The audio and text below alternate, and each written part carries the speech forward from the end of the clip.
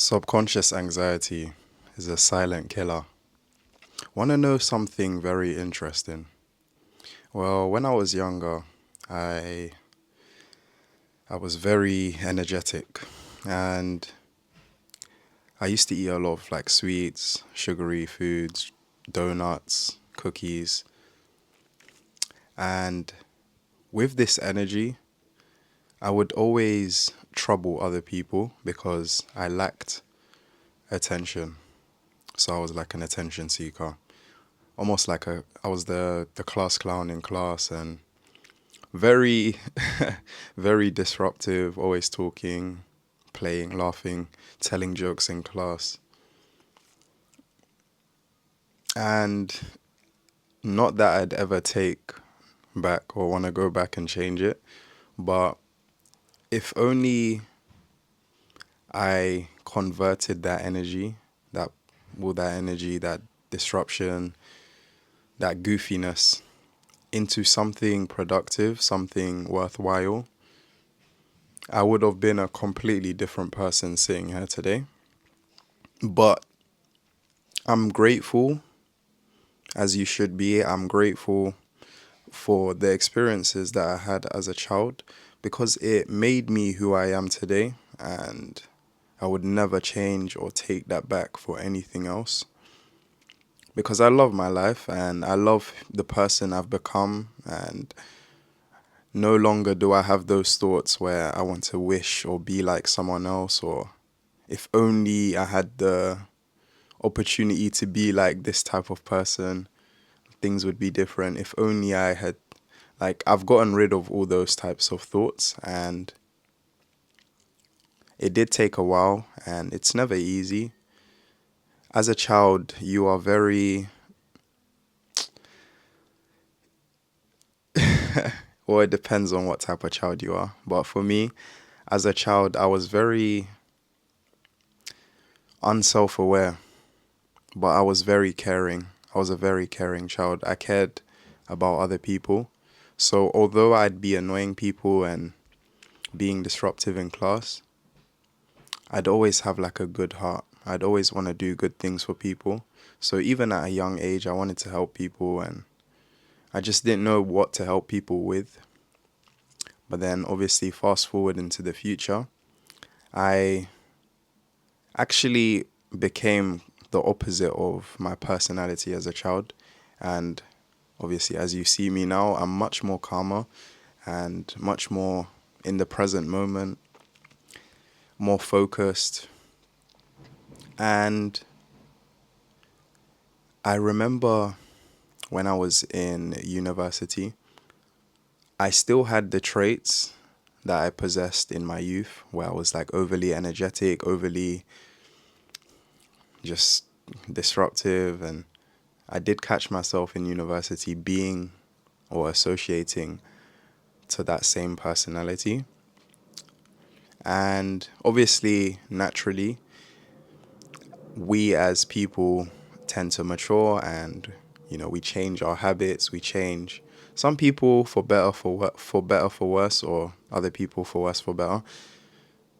Like some people in their youth they were good, and then they ended up becoming bad as they got older, and for other people in their youth they were bad, and as they got older they became good, or more mature, more serious, more you know driven towards their purpose or self-improvement. And I would say I was the latter. I wouldn't say necessarily I was a bad person or like a bad kid. Well, I was a bad kid. I just wasn't like, I didn't have a bad heart, like bad intentions for anyone. I just wanted to play, literally, guys. I just wanted to play. And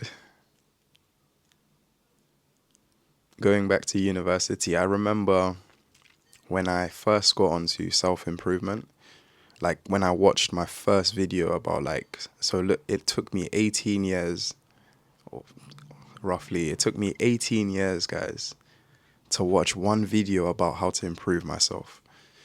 And it was one of those like cartoonish, like one of those like cartoonish YouTube video, like one of those how-to videos. And I think it was about how to improve my eyesight. Because I don't know, I had like a weird thought while I was in uni that specific day. I wanted to improve every single body part. And you know what's funny? The reason that I wanted to do this was because I just felt ashamed of myself in that specific moment. So I'm going to be as transparent as possible. I actually had a friend that I desired back in university. Like, I genuinely desired this person. And I could tell, like, just through body language, just through, like, my perception. Like, I didn't know much, but I could just tell that this person wasn't interested in me. And we were, like, good friends. But I could tell this person wasn't, like, infatuated the same way I was. Not that I was infatuated, I just, had an interest. I was just attracted to this person. And coming to the realization that this person doesn't care. Like, I know this kind of like off topic, but trust me, guys, like, it will all make sense in the end. This person wasn't interested, and I noticed this. And because of that, that sparked something inside me. It ignited something. And the ignition was the feeling of not being appreciated by others, not being desired, the feeling of not being desired. That's how I felt in that specific moment. And that is a terrible experience. And I definitely felt anxiety in that moment, in that period. Like, I could remember there was like several months where I felt anxious, depressed, stressed out. Like, I was finding it even difficult to like study and socialize. And let's not say it was for that specific reason, but also I didn't have anyone to talk to about that situation. Everything I had done in that time was kept mostly private. Like, anything private that happened to me was kept private. So no one really knew. Also, this person that I was like attracted to or desired, that person didn't know either. And just for content reason, contextual reason, it's a girl, guys. It's not a boy. Yeah, allow it. No way. So this girl obviously was very interested, but I could tell she wasn't interested in me in return. And like I said, something inside me ignited, and for some weird, strange reason, I just started getting YouTube videos about self-improvement and stuff like that.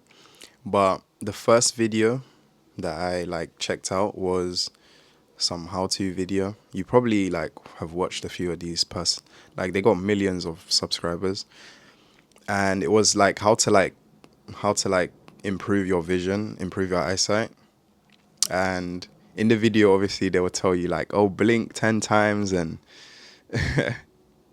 like just do several like eye movements and like close your eyes, open them, close your eyes, roll them around, do 8 figures with your eyes, etc., etc. And my thought process was, if I improve every single body feature, maybe I'll be desired more. Maybe my body could work optimally. I don't know, I just craved improving myself. I craved like looking good, feeling good. So after that video, I remember I started watching a video. Like, it was literally just, I was just going on like a information spree. Like, those months was just me watching like so many videos and taking action. I remember I got like braces. I was like improving my eyesight. I literally saw a video on YouTube by a professor who told me, and this was like years ago. This was like 6 years ago. Literally no one knew about it. And it was mewing. And there was like a doctor explaining it, like if you put your tongue on the roof of your mouth, this thing can help you reduce the chance of getting colds, improve your nasal breathing, and improve your skin, your sleep. I was just like, wow. And he was just giving reasons and examples and showing me how to do it. It was like a short clip, but like so much value. And ever since then, like, obviously that time I was like starting to mew. Like, I'm not sure like if you can see, maybe not as like, you know, obvious, but like I used to have like really chubby cheeks, but like they're more defined now. But I just started craving improving my health, improving my life. And ever since then, ever since I started doing this, I've never I've never felt as though I needed to prove myself to someone that didn't want me. I never had the desire for someone that didn't desire me.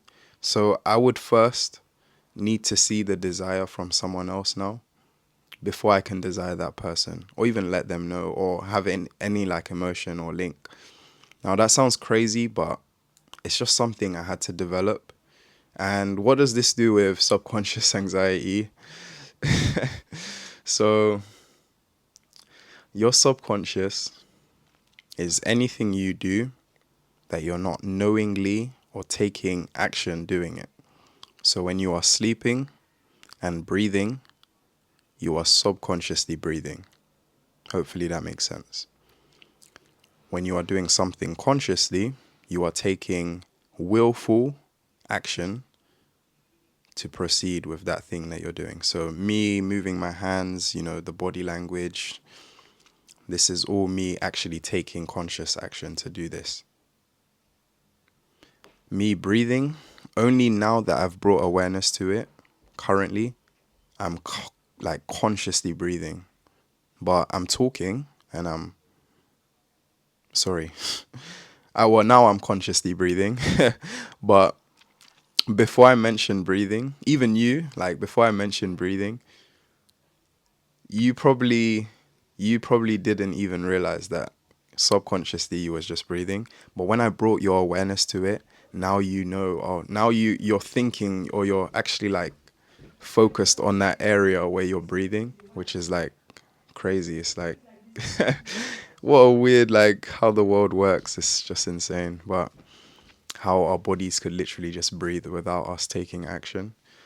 And I think the link towards taking action is so important. I made a video about Alex Hormozy. Action alleviates anxiety. What does that mean? What does action alleviates anxiety mean? If you are worried about something or you're focused or you know your mind is uneased because of this thought that is in your mind, and literally an action you can take right now would reduce the anxiety.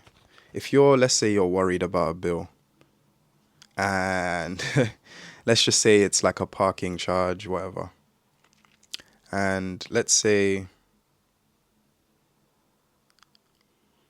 okay, I'm trying to think of like a really good, so let's just say you have a parking bill and you are on the seventh day. You have 7 more days before the the bill increases to double.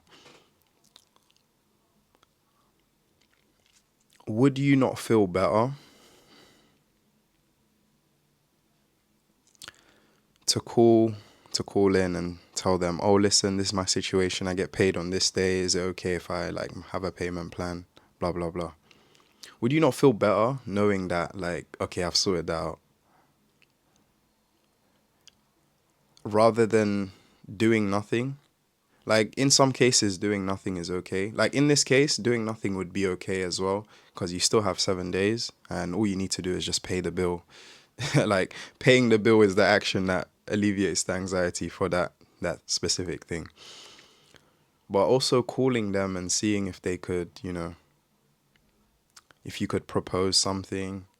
Let's not say a parking charge, because that's like you have to pay that if you don't pay. Like, unless you appeal it, or you could even appeal it and get more days. But like, taking the action alleviates the anxiety, because you're worried about this thing, but you've found a solution and you've taken action to fix that problem. So that's just like one thing out of your head that you fixed. And if you have 100 things that you're worried about, going through each of those things one by one until you get to the 100th thing, if you've completed all those things, you're decluttering your brain of these stressful things. So, if anything, having anxiety or being stressed or having depression, mainly anxiety, having anxiety is a good thing, because your subconscious is telling you, we are getting these weird bodily feelings. We are giving you these thoughts. Why are we giving you these thoughts? Why are we making your body feel like this? Why do you feel stressed out? Why do you look stressed out?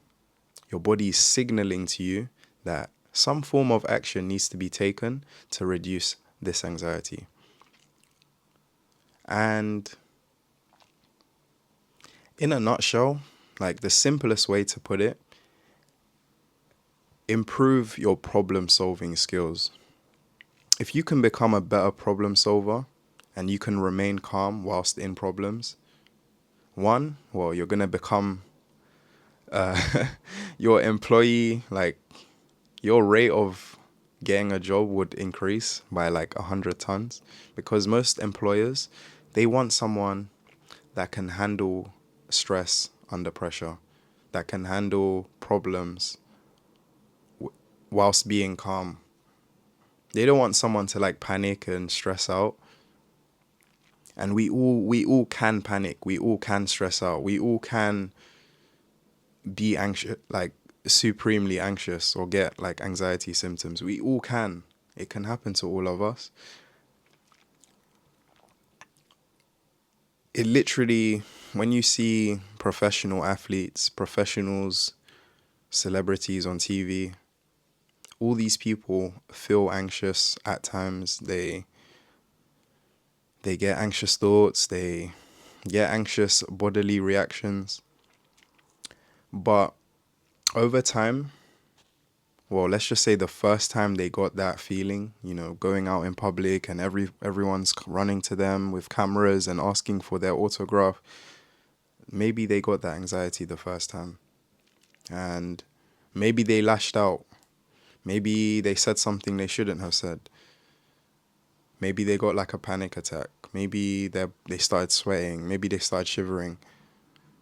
But all these feelings are good, because they're putting themselves in a situation where they feel uncomfortable.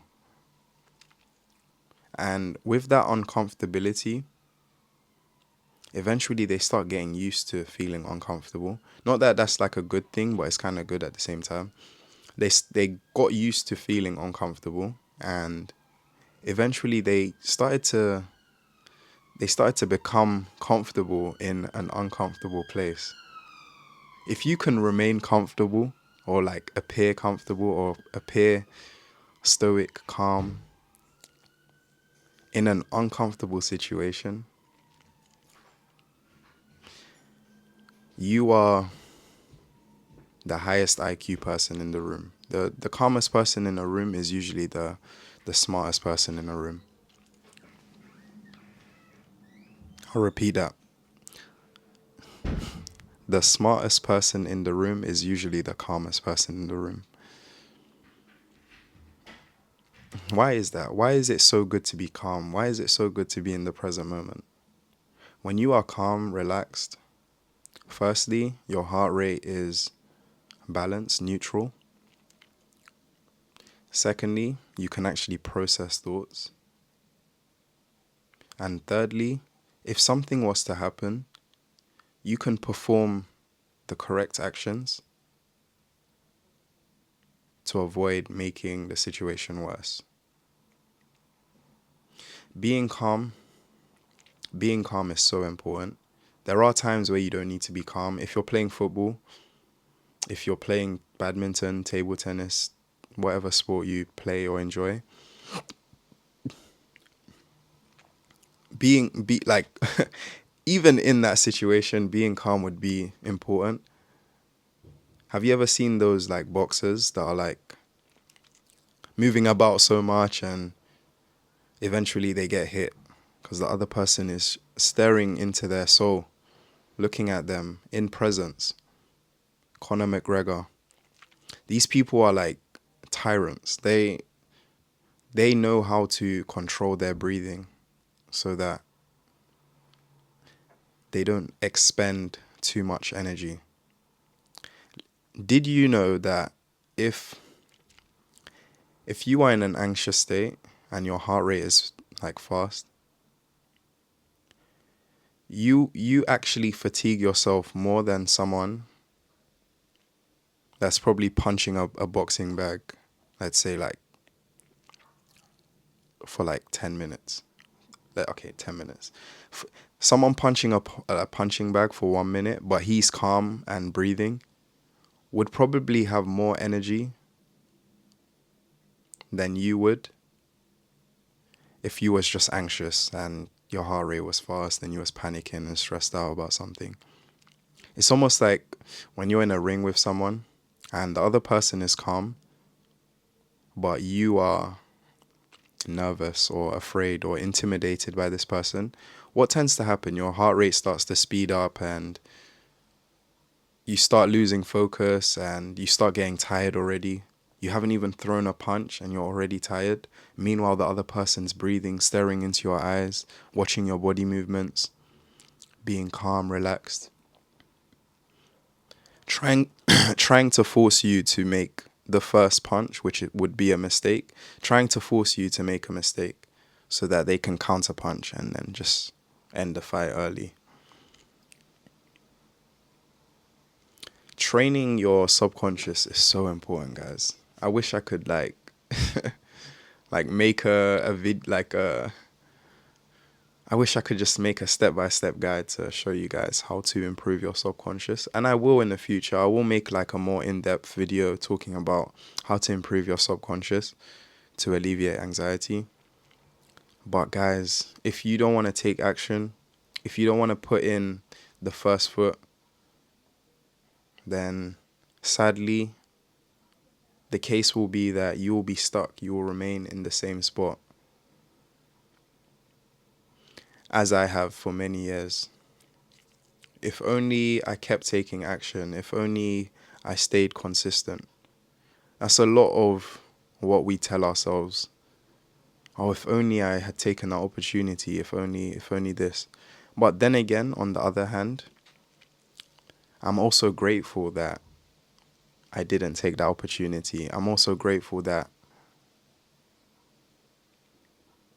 I didn't start early, because it brought to my awareness that this thing was so important. It's almost like if you keep doing something over a long period of time, you start getting bored of it. It's like if you eat the same meal for like 30 days, you're going to be tired of eating the same meal every day. But then when you change that meal, let's say that meal is healthy, like every day you're eating the same thing, but it's a healthy meal. And then for the next 30 days, you eat unhealthy meals, but it's random. So like McDonald's, KFC, pizza, blah, blah, blah. You will be grateful for the food that you was eating the same every single day because of the way your skin looks, the way you feel mentally,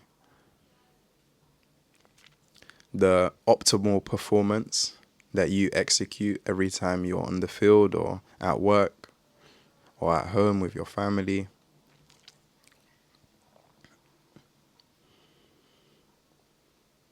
Can I just say that in conclusion, if there's anything you need to work on, firstly, find God, because I think God, like, at the end of the day, gives us everything. But secondly, work on improving your subconscious. And the only way to improve your subconscious is to identify every single action you take, every single day, every second, every hour, every minute, every day. Just be aware of what you do and make the right actions. If you're worried about something that you could literally take action to fix that problem, like if you're stressed out that your room's dirty, come on guys. You're literally like stressed out about something that you could literally do. If you haven't been paid from work and you're getting anxious and stressed out and you're not picking up your phone, calling your manager, asking, yo, where's my money at? Then clearly you need to take action. Most of the time, it's just you're one action away from being anxiety free. One action away. Maybe you just need to have an uncomfortable conversation with someone. And then boom, the conversation ends in laughs and you're not worried about this person hating you anymore or having that uncomfortable literally, some people get anxiety about conversations they need to have. And I know this because I've encountered this firsthand. I've been in situations where I need to have uncomfortable conversations with people and I feel so much better. I feel like I'm on top of the world after I have that conversation. But prior to that, I felt miserable. I felt down, like agitated. Take action. Join my Discord. It will be the first link in the description. Take action and join the Discord. It's completely free and I will hit you up on there and I will help you with your situation. Everything will be for free. All I want from you is just to take action. Put a smile on your face. Show some love to someone that's near you right now. And stay positive. It's been your boy Paul Khadar. I love you guys all. We out. Peace.